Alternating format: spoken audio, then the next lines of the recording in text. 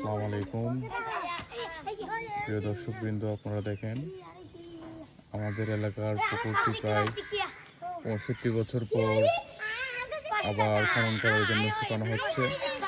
দেখেন এলাকার ছোট ছোট বাচ্চারা কি, তাদের মাথায় কি বুদ্ধি, তারা এই যে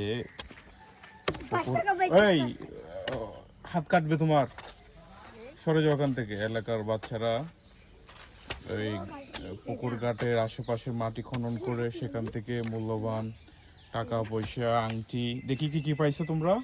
আমরা এগুলো পাইছি। আমরা আংটি দেখি, আংটি মারবো, রূপার আংটি পাইছে, টাকা পাইছে।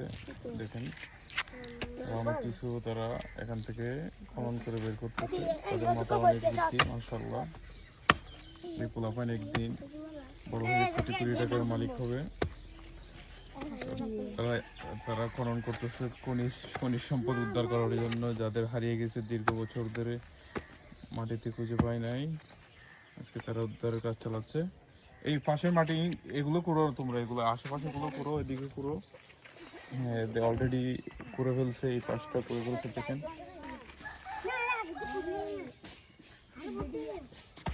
আশেপাশে 1 ফুট পর্যন্ত তোমরা করতে পারবে, বুঝছো?